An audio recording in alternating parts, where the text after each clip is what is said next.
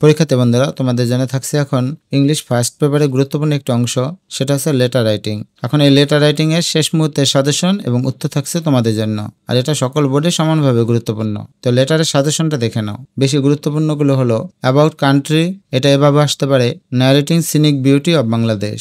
What you intend to do after exam, পরীক্ষার পরে তুমি কি করতে চাও, এটা এভাবে আসতে পারে প্ল্যান আফটার এক্সাম, পরীক্ষার পরে তোমার পরিকল্পনা কি। Advising not to share fake news on social media, social মিডিয়াতে ফেক নিউজ যেন না শেয়ার করো, সেই ব্যাপারে ভাইকে বা বন্ধুকে পরামর্শ দিয়ে চিঠি। Advising not to adopt unfair means in the exam, পরীক্ষার সময় অসৎ উপায় অবলম্বন না করার জন্য পরামর্শ। Benefit of reading newspaper, পত্রিকা পড়ার উপকারিতা। Advising not to waste time in Facebook, ফেসবুকে সময় নষ্ট না করার জন্য পরামর্শ। Advising to take part in games and sports, খেলাধুলায় অংশগ্রহণ করার জন্য পরামর্শ। কন্ডোলেন্স মেসেজ, বন্ধুর মা অথবা বাবা মারা গিয়েছেন, তাকে সান্ত্বনা দিয়ে চিঠি। প্রিপারেশন ফর দ্য এক্সাম, পরীক্ষার প্রস্তুতি। How to improve in English, কিভাবে ইংরেজিতে ভালো করা যায়। ইম্পর্টেন্স অফ ইংলিশ, ইংরেজির গুরুত্ব।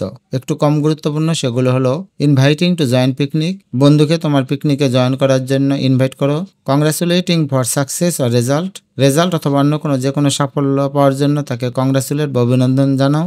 থ্যাঙ্কিং ফর বার্থডে গিফট, তোমার জন্মদিনে গিফট পাঠিয়েছে বলে তাকে ধন্যবাদ জানাও। ব্যাড ইফেক্টস অফ স্মোকিং, ধূমপানের অপকারিতা। Describing the book fair you have visited, তুমি যে বইমেলা ভ্রমণ করেছো তা বর্ণনা করে চিঠি। তো গুরুত্বপূর্ণ লেটারগুলির উত্তর দিয়ে দেওয়া হলো, যেগুলি পরীক্ষায় আসার সম্ভাবনা বেশি। 1 নম্বর প্রশ্নটা ধরে নিলাম, preparation for the coming exam, অর্থাৎ পরীক্ষার প্রস্তুতি জানিয়ে বাবাকে অথবা মাকে চিঠি। এখানে শুরুতে তোমাকে একটা তারিখ লিখতে হবে। এই তারিখ যে কোনো তারিখ হতে পারে, পরীক্ষা যেদিন দিবে সেই দিনের তারিখ দিলে হবে, আগে পরে যে কোনো তারিখ দিলে হবে, তারিখ দেওয়ার নিয়ম তাই দিতে হয়, এজন্য যে কোনো তারিখ দিলেই চলবে। এরপর অবশ্যই তোমাকে ঠিকানা লিখতে হবে। শিক্ষার্থী বন্ধুরা, প্রশ্নে অনেক সময় নাম এবং ঠিকানা দেয়া থাকবে, তোমার নাম অথবা তোমার বন্ধুর নাম যদি দেয়া থাকে তাহলে সেটা ব্যবহার করবে, আর যদি কোনো ঠিকানা দেওয়া না থাকে তাহলে অবশ্যই ঢাকা লিখবে।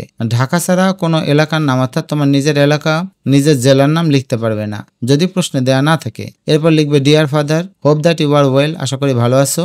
You have wanted to know about my preparation for the coming examination, তুমি আমার সামনে পরীক্ষার প্রস্তুতির কথা জানতে চেয়েছো।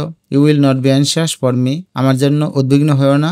I have already made a fair progress in all the subject except English, আমি ইংরেজিবাদী সবগুলো সাবজেক্টে ভালোই প্রস্তুতি বা ভালোই উন্নতি করেছি। You know I am weak in English, তুমি জানো আমি ইংরেজিতে দুর্বল। So I am trying my best to make up my deficiency in English, আমার এই ইংরেজিতে এই ঘাটতি পূরণ করার জন্য আমি অনেক চেষ্টা করছি।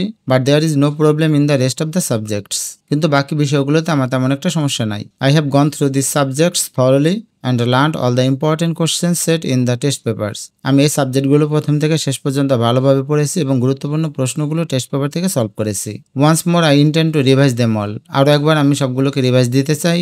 I have followed your advice to the email, তুমি ইমেলে আমার প্রতি যে পরামর্শ পাঠিয়েছো তা আমি ফলো করেছি। I am leaving nothing to chance, আমি কোনো সুযোগ হারাইতে চাই না। I hope I will do well in the exam, আশা করব আমি যে পরীক্ষা ভালো করব। I ask the blessings of you as well as of mothers, আমি তোমার এবং একই সাথে মায়ের আশীর্বাদ আশা করি। Pray to God for my success, সৃষ্টিকর্তার কাছে আমার জন্য প্রার্থনা করো।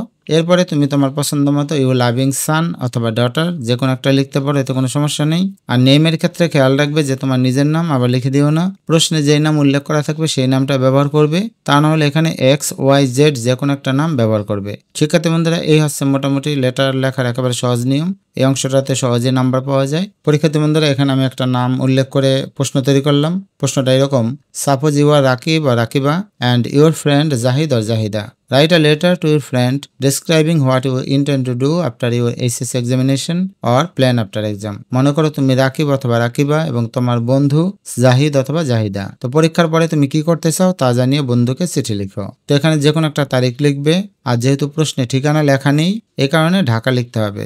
আর তোমার বন্ধুর নাম এখানে লিখেছে জাহিদ অথবা জাহিদা, যে কোনো একটা নাম এখানে ব্যবহার করতে পারো। তারপর এভাবে লেটারটা শেষ করবে তোমার মতো করে এবং সবার শেষে লিখবে ইয়োর্স এভার, সাধারণত বন্ধুর ক্ষেত্রে ইয়োর্স এভার অথবা ইয়োর লাভিং ফ্রেন্ড লেখা যাবে। এরপর এখানে তোমার নাম ছিল রাকিব অথবা রাকিবা, সেই নামটা এখানে ব্যবহার করবে।